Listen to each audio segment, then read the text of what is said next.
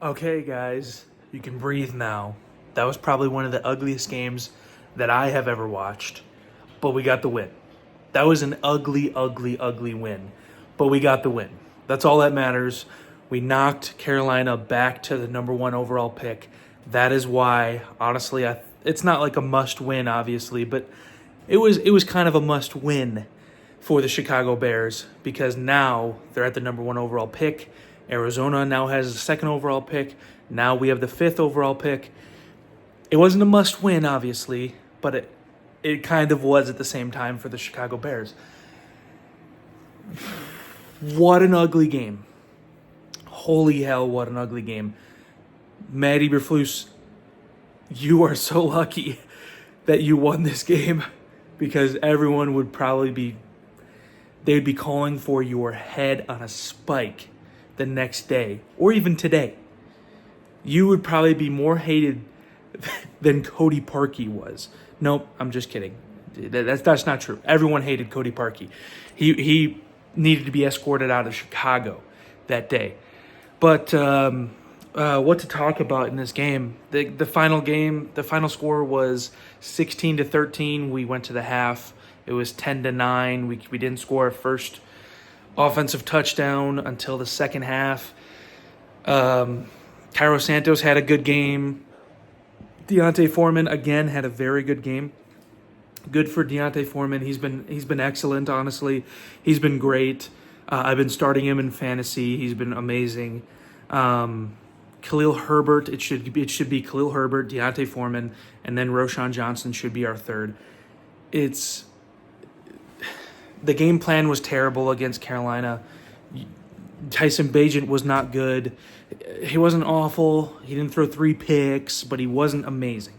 I can't wait for Justin Fields to come back. I didn't even want to watch Tyson Bagent today, but unfortunately, I guess Justin Fields just wasn't good enough to start in this game.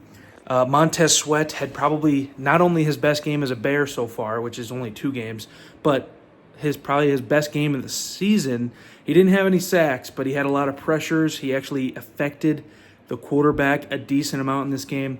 So I'm gonna walk that back. It's probably not his best game of the season, but probably one of his best games he's probably going to have this season without a sack. So yeah, he didn't have a sack, but he still affected the defense pretty damn good. He got a lot of pressure on Bryce Young today.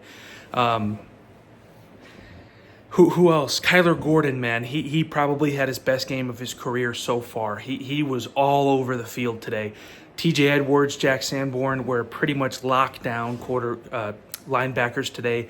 They played good. Our defense overall couldn't put it together constantly. We kept on giving up 4th downs. We kept on giving up 3rd downs, but we still held them to 13 points, and we actually held them to no touchdowns at all in the entire game. Well, they had that special teams touchdown. Amir Smith-Marset unfortunately got the touchdown. He got revenge on the Chicago Bears. But Bryce Young threw no touchdowns. They ran for no touchdowns. They had no offensive touchdowns or defensive touchdowns, just special teams. Unfortunately, if that never happened, it would have been, what would the final score be? It would be 16-6, I believe. So if that never happened, the game wouldn't have been as close. But we unfortunately gave up a kick return touchdown. Very, very stupid. We couldn't tackle.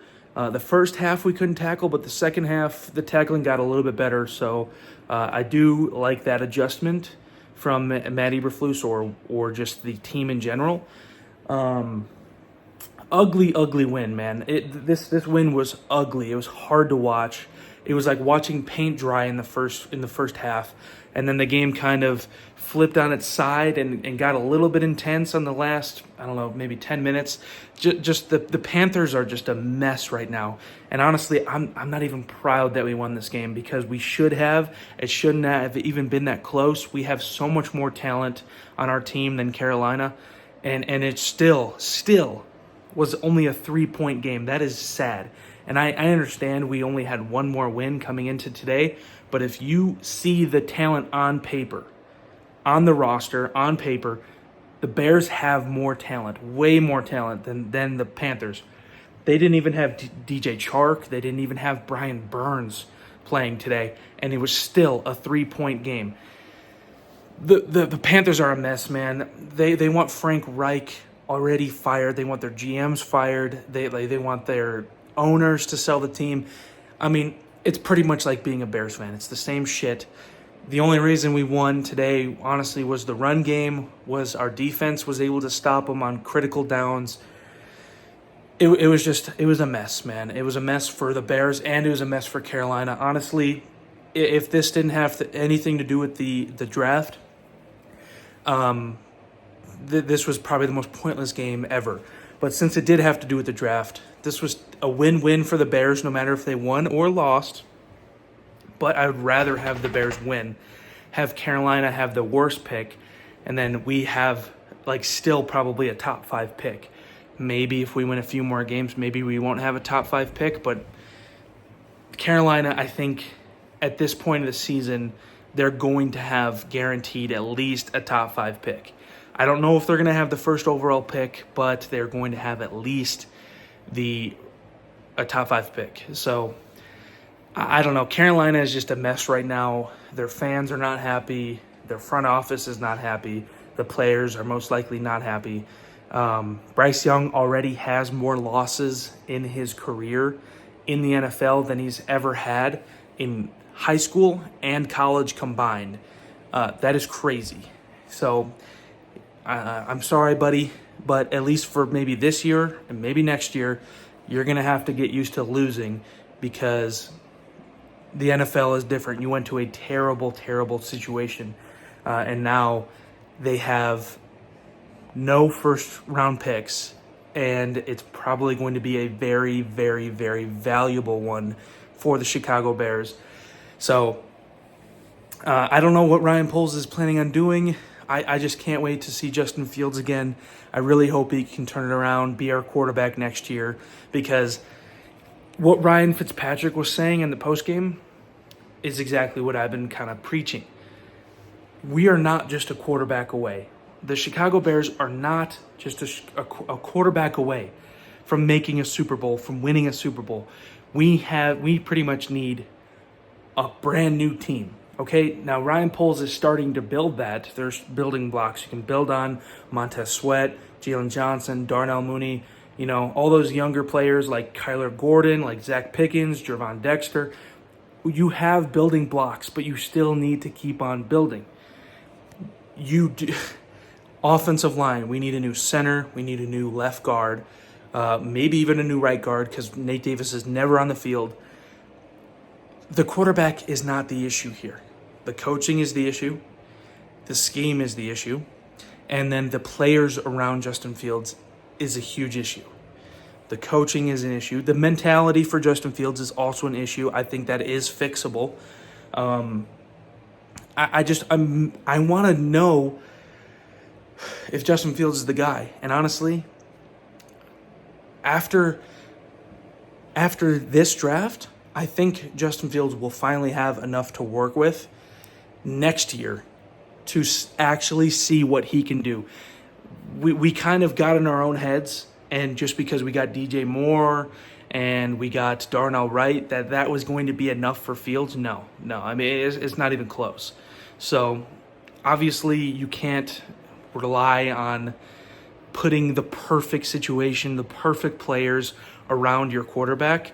But when you're giving Justin Fields nothing to work with besides DJ Moore, especially when you have the offensive coordinator that you have, who is probably the worst offensive coordinator in the league, obviously your quarterback is going to struggle. And guess what? Justin Fields is struggling in this scheme. Tyson Bagent is finally struggling in this scheme. He had one good game because defenses didn't know they didn't have any tape on Tyson Bagent. Now teams finally have tape on Tyson Bagent. They know how to play against him. He has not been playing up to par with what he did against the Raiders 4 weeks ago or 3 weeks ago, whatever it was. And now people have tape on him. Now people know how to play against him. And Luke Getsy doesn't know how to adjust. So can we stop saying that it's Fields' fault when two quarterbacks are failing to play well in this Luke Getsy offense? That's coaching. that is proof that it's coaching and not Justin Fields' fault. And obviously, we all should have seen it sooner, but, this fan base is very stupid. So let me know what you guys think in the comment section below, and I'll see you guys in the next one. Hit that subscribe button. I'm trying to hit 1,000 before the end of the season. I would really appreciate it. And bear down. Have a good one.